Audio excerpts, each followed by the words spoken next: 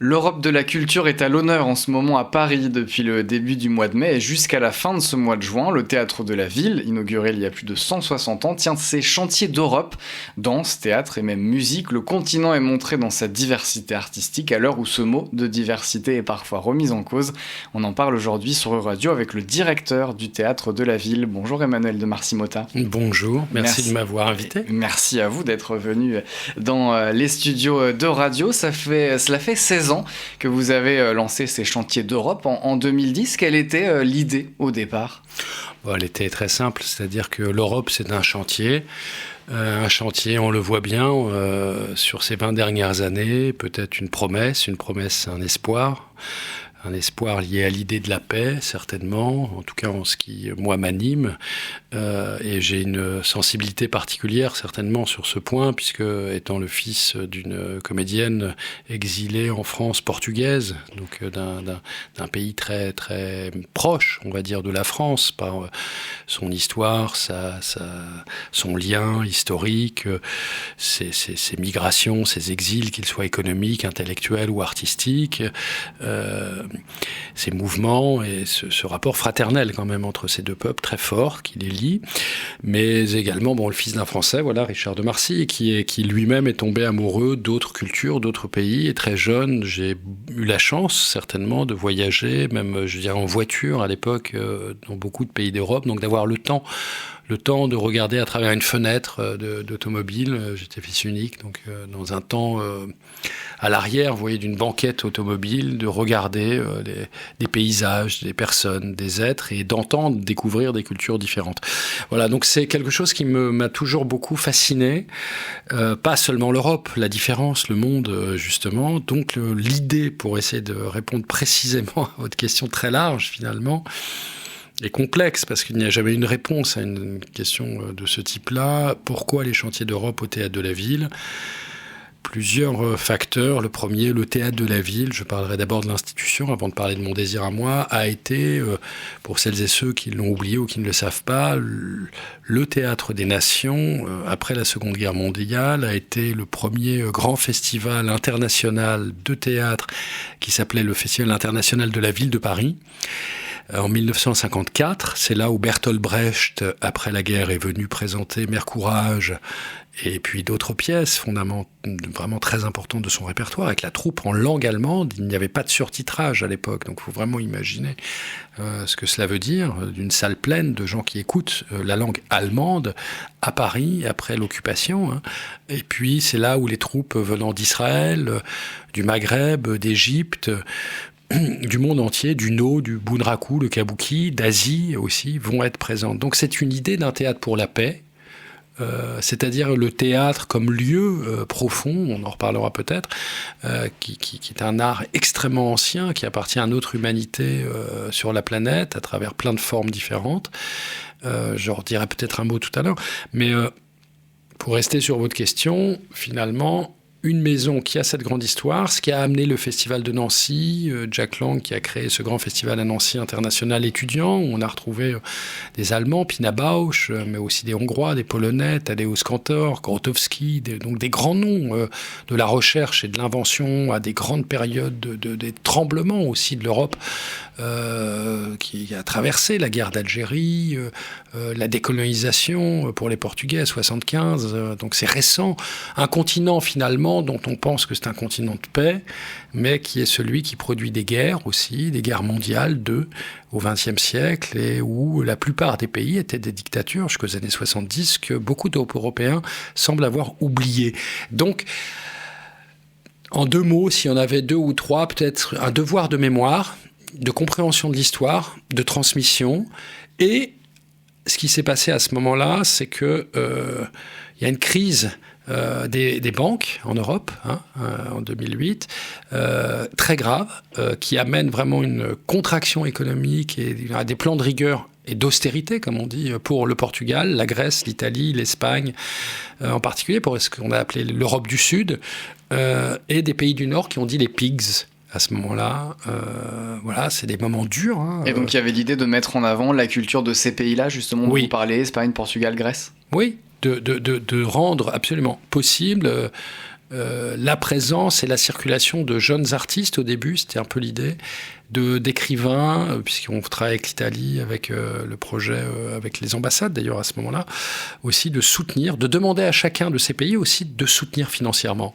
Ce qui n'était pas simple, parce que c'était de demander à des pays qui étaient traversés par la crise, si, c'est ça qui est incroyable avec le recul, s'ils acceptaient de soutenir des artistes de leur propre pays en difficulté pour qu'ils soient présents à Paris dans un moment nouveau qu'on allait inventer qui s'appelait Chantier d'Europe. Et le premier à avoir répondu... Et ce soutien a continué jusqu'à aujourd'hui. D'abord, je voudrais rappeler une chose. Le premier à avoir répondu, c'était Antonio Costa, qui était le maire de Lisbonne à ce moment-là. Qui est actuellement président du Conseil. Voilà.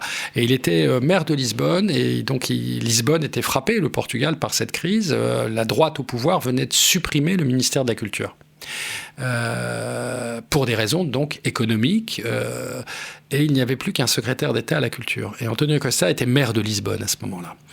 Et on se rencontre et il me dit, le maire de Paris était Bertrand Delanoë, on discute ensemble et il me dit, mais moi je suis prêt à trouver de l'argent pour que nos jeunes artistes portugais puissent avoir un espoir et montrer en France et en Europe que nous ne sommes pas qu'un petit pays qui subit cette crise économique, mais où il y a des grands talents et il y a une jeunesse et où il y a des talents pour l'avenir et pour le futur. Ça m'a frappé. Ensuite, nous avons parlé avec les Espagnols, suite à l'impulsion qu'a donnée Antonio Costa, avec Bertrand Delanoë, et puisqu'ils parlaient tous les deux de la présidence des villes européennes, hein, de l'association que Bertrand Delanoë à ce moment-là en était président, et puis d'autres villes, donc Madrid, on a parlé avec Barcelone, et puis après avec Rome, avec voilà beaucoup. L'Angleterre, on a parlé avec nos amis à Londres, avec une radio, la BBC, avec France Culture. On a cherché qu'il y ait des liens. Voilà. Autour de ce thème qui était est-ce qu'on a envie de soutenir cette circulation européenne? Il y a un Erasmus des étudiants. Comment créer un Erasmus de la culture? Voilà ce qu'on disait à ce moment-là, en 2010. Et j'avais vraiment, j'avais beaucoup d'espoir. Et ces personnalités ont aidé. Ensuite, il est devenu, vous le savez, Premier ministre. Et puis au Portugal. Hein. Donc il y a eu le rétablissement d'un ministère de la Culture. Je connais bien la situation portugaise, évidemment, étant moi-même de double nationalité, binationale, comme on dit. Et donc, cela a donné énormément de choses derrière. Et vous voyez, on continue. C'est-à-dire, vous avez dit plus de 15 ans, avec des pays et des programmes, des générations. Thiago Rodriguez, qui dirige aujourd'hui le Festival d'Avignon, a été invité à Chantier d'Europe en 2010, avec de l'argent portugais qui l'a aidé à sortir. C'est important, du pays pour présenter à Paris, puisque nous ne pouvions pas payer pour tout le monde, c'était impossible. La France était aussi touchée d'ailleurs par la question économique. Le président Sarkozy et les différents ministres s'interrogeaient d'ailleurs sur toutes ces problématiques. Et puis on est rentré dans des turbulences qui vont bien au-delà de l'Europe, je pense politiquement, dans un rapport Europe-monde qui est devenu très complexe. Donc c'est très intéressant pour moi comme observateur, si vous voulez, organisateur de ces chantiers d'Europe, d'observer finalement, on pourrait faire ce droit d'inventaire finalement, de se dire qu'est-ce qui s'est passé de 2010 à aujourd'hui sur notre continent européen du côté de la culture et dans le rapport au monde.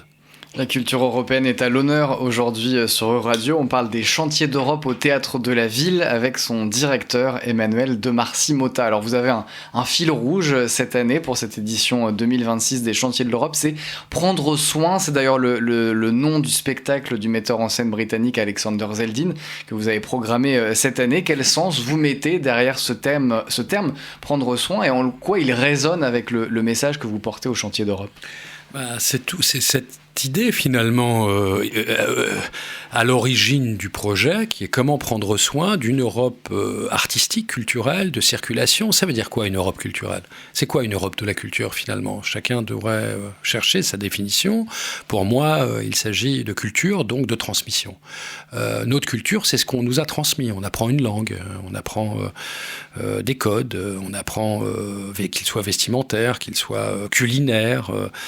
Donc c'est ce qui nous est transmis et ce qui fait une partie de ce qu'on appelle notre identité culturelle qui dépasse évidemment notre lieu de naissance et où chacune et chacun va alors peut-être soit devoir s'en émanciper et fabriquer autre chose à partir de cela, soit au contraire, sans être assigné à résidence culturelle, trouver. Donc c'est une réflexion importante à partager par rapport à un monde si mouvant et en mouvement. Donc prendre soin, c'est justement prendre le temps d'échanger, ce qu'on essaie de faire là. Et je vous remercie de passer la parole, comme on dit, de laisser des expressions. C'est cette liberté dont on parle justement. Et prendre soin, c'est donner la possibilité à des artistes, à des auteurs, à des écrivains, mais aussi du monde qui peut être plus lié au monde de la finance ou du privé, et pas du théâtre public, comme c'est mon cas, où il n'y a pas d'intérêt, si vous voulez, personnel à des enrichissements, et j'ai rien contre, c'est chacun trouve ses motivations, je dirais, dans son chemin d'existence. Pour moi, se prendre soin, c'est une motivation. C'est-à-dire comment on prend soin de notre Europe, dans un rapport à la paix, je l'ai dit en introduction, dans un rapport d'altérité et non pas seulement d'identité, justement, comment cette altérité, ce rapport à l'autre, l'étranger, ce qui nous est méconnu, devient la source même de notre motivation et de notre intérêt, finalement, de notre désir, c'est-à-dire le désir de l'autre, le désir de ce que l'on ne connaît pas, pour éviter la peur. Et que la peur, c'est prendre soin, c'est peut-être une manière d'éviter la peur. Vous parliez de liberté, notamment de liberté de créer. Pour vous, en Europe, elle est menacée aujourd'hui, cette liberté de création ? La liberté de création est toujours menacée. Je pense que ce n'est pas seulement aujourd'hui. On pourrait il faudrait vraiment étayer aujourd'hui pourquoi plus qu'hier, pour pas être dans la facilité, si vous voulez, d'une vision négative de l'instant, qui contribuerait encore une fois à mettre une pièce dans la machine sur, vous voyez, c'est pire qu'avant, tout va de plus en plus mal. Je pense qu'il faut se méfier aussi de cela. Ça ne veut pas dire que tout va bien, mais qu'il faut être précis, de plus en plus précis. La précision doit être... vous m'avez compris. Donc, il me semble que l'autocensure existe, avant même le système de censure, qu'il faut s'interroger sur sa liberté de pensée, liberté de parole, tout en travaillant à sa responsabilité dans sa propre parole. Parce que sinon, on arrive à ce qui se passe avec la toile numérique, c'est-à-dire tout est permis, vous pouvez dire ce que vous voulez, la liberté d'expression est totale, et donc au nom de cela, vous pouvez aller de l'insulte à l'injure, au mensonge, donc ça va pas. On voit bien qu'il y a quand même un enjeu, non pas de réglementer seulement, mais quand même d'accompagner et de prendre soin, une fois de plus, d'une liberté d'expression elle-même responsable de sa propre expression, qui n'est pas que l'injure, la provocation. Albert Camus en parlait extrêmement bien, où il fallait montrer que le débat, c'est ce qui nous empêche de nous battre. On débat pour pas se battre, que le dialogue n'est pas le débat et que l'échange, c'est encore autre chose. Mais le débat, c'est la confrontation des pensées, des idées. Il faut des débats pour qu'une démocratie soit vivante, mais l'injure ne doit pas être présente. Le respect de la parole de l'autre, même quand on est en profond désaccord, on peut l'entendre, c'est-à-dire, ça ne veut pas dire qu'on est d'accord, mais on entend nos désaccords, ou on explicite mieux l'endroit où nous ne sommes pas d'accord. C'est un exercice extrêmement difficile, que l'espèce humaine connaît depuis longtemps. On est un des êtres de parole. Encore faut-il tenir parole. Voilà. Donc prendre soin, c'est tenir parole.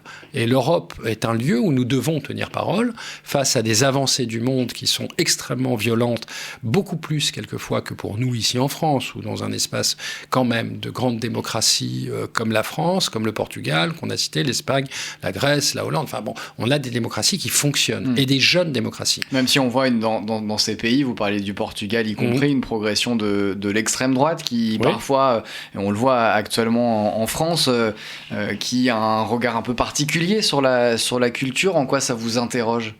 Alors, moi, j'avais envie de vous renvoyer une question, parce que pour parler de l'extrême droite, vous m'avez commencé par me parler de la montée de l'extrême droite au Portugal. L'extrême droite au Portugal, effectivement, c'est un phénomène récent, nouveau, avec un parti qui s'appelle Chegas. Donc,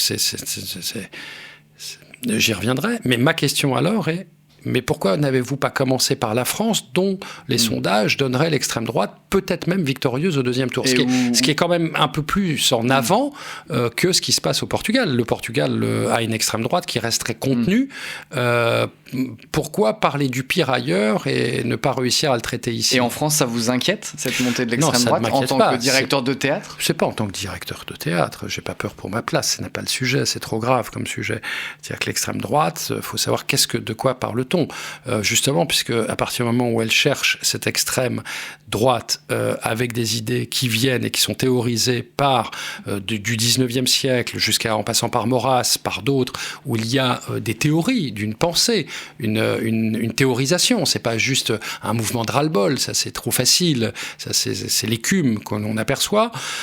C'est une pensée construite, une pensée avec des objectifs et une domination volontaire. Donc oui, c'est quelque chose que moi-même, à titre personnel, je combats, à partir du moment où on a, je dirais, une réflexion sur ces éléments de qu'est-ce qu'une démocratie, quels sont nos espaces de dialogue et d'échange et le respect des étrangers, etc. Mais vous savez, le discours de Nicolas Sarkozy, le discours de Dakar, puisque si on prend la question du rapport à l'histoire, la France, à travers ce discours, et le discours du président Sarkozy à Dakar... Discours qu'il prononce quelques mois seulement après son élection à la présidence de la République, à Dakar, donc au Sénégal. Oui, oui, dans une université. Donc devant un parterre d'étudiants, il faut bien donner la situation, un parterre d'étudiants de 5e année qui n'est pas juste en train d'écouter ou d'applaudir la venue d'un président français sur un territoire étranger. Donc ce discours, comme celui qu'il y a eu après, qui est celui de Grenoble, sont deux discours, deux grands marqueurs qui interrogent la position de la France dans son rapport à sa propre histoire du 19e à aujourd'hui. Parce que pour préciser, il dit, Nicolas Sarkozy, dans ce discours, l'homme africain n'est pas assez entré dans l'histoire. Oui, tout à fait. Et vous avez été précis, parce que n'est pas assez. Il n'a pas dit n'est pas rentré dans l'histoire, souvent ça a été dit. Voilà. Il dit n'est pas assez rentré dans l'histoire. Vous avez raison.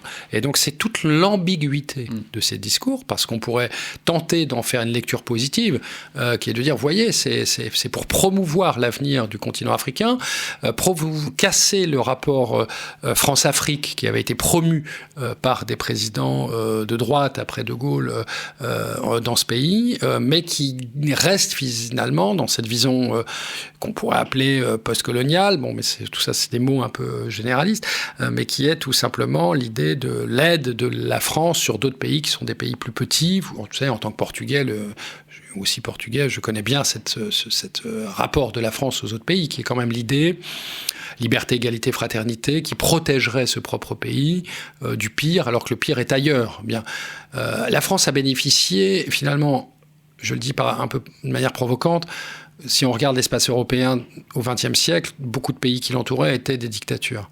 Donc il était un pays de grande démocratie, une terre d'exil. Mais à partir du moment où tous les pays deviennent des démocraties qui fonctionnent, le Portugal est une jeune démocratie. C'est 1975. Donc c'est pas 3 siècles démocratiques, c'est l'apprentissage d'une démocratie. Tout comme le Sénégal est une jeune démocratie. Senghor, c'est récemment. Donc il faut bien regarder la durée de ces démocraties. Au vu de la grande histoire. Donc c'est ça qui est intéressant, c'est de pouvoir remettre en perspective, et le lieu du théâtre, pour ne pas rester que dans une vision politique, est un lieu qui traite le rapport à l'histoire, de Antigone à aujourd'hui, des personnages du passé dans le présent, c'est de prendre soin de Zeldin à partir du contemporain, des grands poètes d'hier, comment sont-ils aujourd'hui. Donc le théâtre, c'est le lieu du passé et du futur. Vous parlez du passé, vous parlez de poésie. Il y a notamment une journée qui est consacrée dans ces chantiers d'Europe à Fernando Pessoa.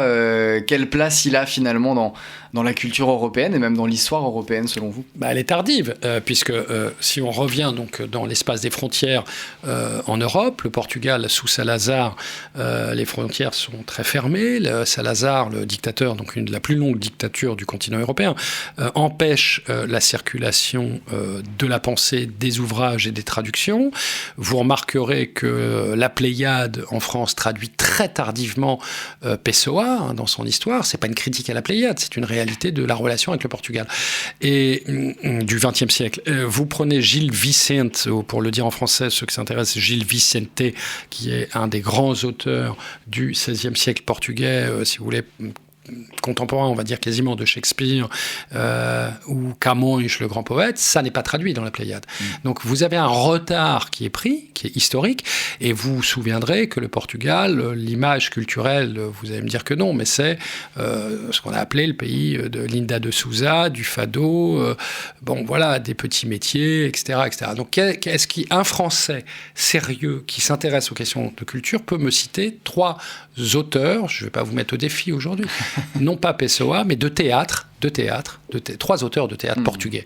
Donc comment peut-on être européen ? Vous voyez, là je provoque un peu plus, mais quand même, c'est une question. Comment peut-on être européen sans pouvoir citer 2 auteurs ? Allez, je réduis à 2 auteurs de théâtre des 27 ou des 26 de chaque pays. C'est ce que vous essayez de faire, évidemment, au chantier de l'Europe, Emmanuel de Marcy. J'essaye de rappeler que si on veut et qu'on est, nous sommes, vous êtes, je suis, nous sommes toutes celles et ceux qui sont en Europe aujourd'hui, des citoyens européens. En tout cas, les chantiers d'Europe au Théâtre de la Ville, c'est jusqu'au 30 juin. La programmation est sur théâtre-de-la-ville-paris.com.